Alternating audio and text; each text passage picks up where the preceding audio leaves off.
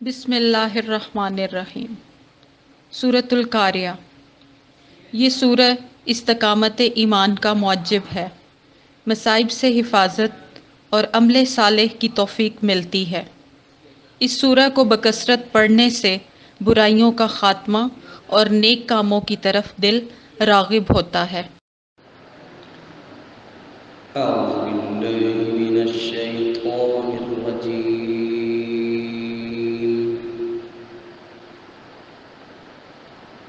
بسم اللہ الرحمن الرحیم۔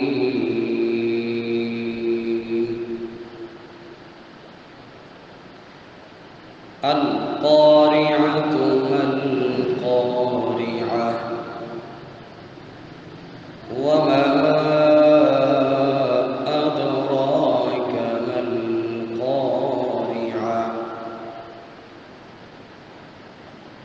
يوم يكون الناس كالفراش المبثوث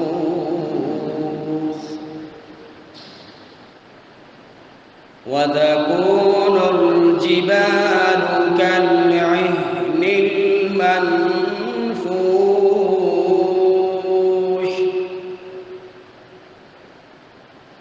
فأما من ثقلت موازينه فهو في عيشة راضية وأما من خفت موازينه فأمه هاوية وما أدراك ما هي نار حامية صدق اللہ العظیم۔ جزاک اللہ۔ قاری ظہور احمد صاحب سے سورہ کی تلاوت سننے کی سعادت ہم سب نے حاصل کی۔ آئیے اس سورہ کے تعارف اور اس کے اہم نکات پر ایک نظر ڈالتے ہیں۔ قاریہ عربی میں دو چیزوں کا آپس میں اس شدت سے ٹکرانا کہ خوفناک آواز پیدا ہو۔ یہ سورہ مکہ مکرمہ میں نازل ہوئی۔ ترتیب کے لحاظ سے قرآن مجید کی سورہ 101 ہے اور ترتیب نزول کے لحاظ سے یہ 30ویں سورہ ہے۔ یہ سورہ 11 آیات پر مشتمل ہے۔ اس سورہ کا مضمون یہ ہے کہ قیامت کے بارے میں پہلے استفسار کر کے لوگوں کو چوکنا کر دیا، پھر ان لرزہ خیز واقعات کو بیان کیا جو روز قیامت رونما ہوں گے۔ لوگ پروانوں کی طرح مدہوش بکھرے پڑے ہوں گے، پہاڑ دھنکی ہوئی رنگین اون کی طرح اڑ رہے ہوں گے۔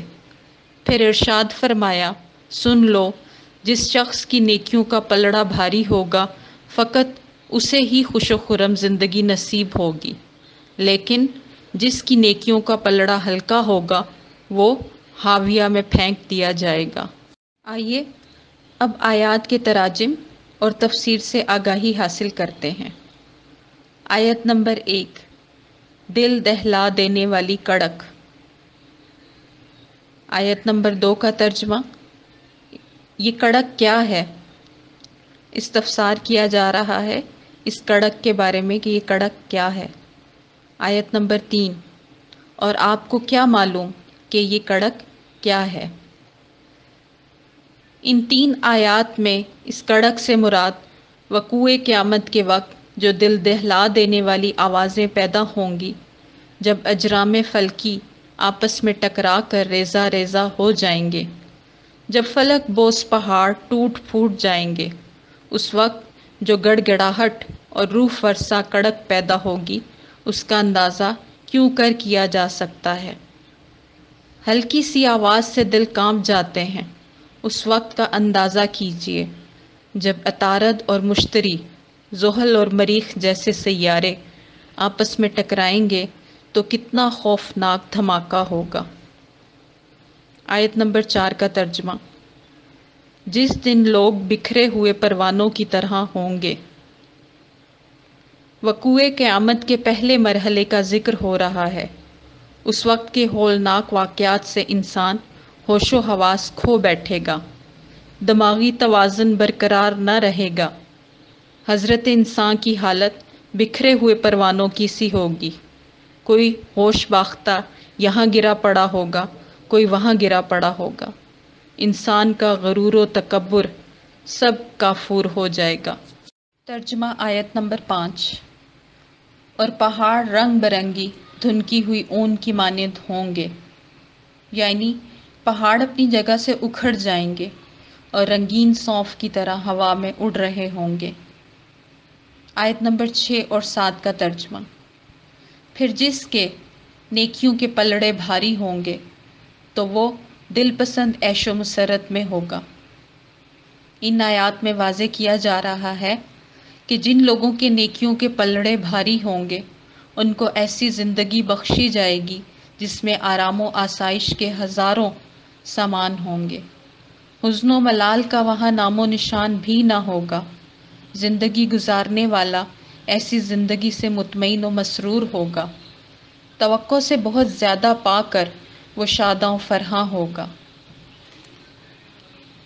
آیت نمبر 8 کا ترجمہ۔ اور جس کے نیکیوں کے پلڑے ہلکے ہوں گے۔ آیت نمبر 9۔ تو اس کا ٹھکانہ ہاویہ ہوگا۔ آیت نمبر 10۔ اور آپ کو کیا معلوم کہ وہ ہاویہ کیا ہے؟ آیت نمبر 11۔ ایک دہکتی ہوئی آگ۔ آخری 4 آیات کی وضاحت کچھ اس طرح سے ہے۔ جن بدبختوں کی نیکیوں کے پلڑے ہلکے ہوں گے، کفر و نفاق کی وجہ سے ان کے وہ اعمال جو بظاہر بڑے نیک اور صالح تھے، بارگاہ الہی میں ان کا کوئی وزن نہ ہوگا۔ ان بد نصیبوں کا ٹھکانہ ہاویہ ہوگا۔ حدیث نبوی صلی اللہ علیہ وآلہ وسلم ہے، قیامت کے دن ایک بڑا موٹا تازہ آدمی پیش کیا جائے گا، اللہ کے نزدیک مچھر کے پر سے بھی وہ ہلکا ہوگا۔ ہاویہ دوزخ کے طبقات میں سے ایک طبقہ کا نام ہے جو اتنا گہرا ہوگا کہ اس کی گہرائی کا اندازہ اللہ تعالیٰ کے سوا کسی کو نہ ہوگا۔ لیکن یہ معاملہ سب کے ساتھ پیش نہیں آئے گا۔ بعض وہ خوش نصیب ہوں گے جنہیں بلا حساب جنت میں داخلے کی اجازت مل جائے گی، اور بعض ایسے مجرم ہوں گے جن کے چہروں سے ہی ان کے جرم کی نوعیت عیاں ہوگی، اور انہیں ان کے پیشانی کے بالوں اور پاؤں سے پکڑ لیا جائے گا۔ حضرت انس رضی اللہ عنہ سے مروی ہے کہ رسول اللہ صلی اللہ علیہ وآلہ وسلم نے فرمایا کہ ترازو نصب کر دیے جائیں گے، پھر اہل صلاۃ کو بلایا جائے گا اور ان ترازوؤں پر تول کر انہیں اجر دیا جائے گا۔ اسی طرح حجاج کے ساتھ بھی یہی برتاؤ کیا جائے گا۔ لیکن جب اہل بلا سے مراد اللہ تعالیٰ کے عاشق اور محب ہیں، جو اس کی نازل کی ہوئی مصیبتوں پر بھی اسی طرح راضی رہتے ہیں جس طرح اس کی نعمتوں پر وہ راضی ہوتے ہیں۔ جب اہل بلا کی باری آئے گی تو نہ ترازو نصب کیا جائے گا، نہ ان کے اعمال نامے کھولے جائیں گے، بلکہ ان پر اپنی رحمتوں کی بغیر حساب بارش کی جائے گی۔ جس طرح قرآن کریم میں ہے، صبر کرنے والوں کو ان کا اجر بغیر حساب کے دیا جائے گا۔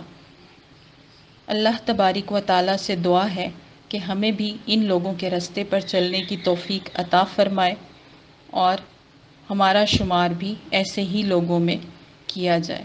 آمین یا رب العالمین۔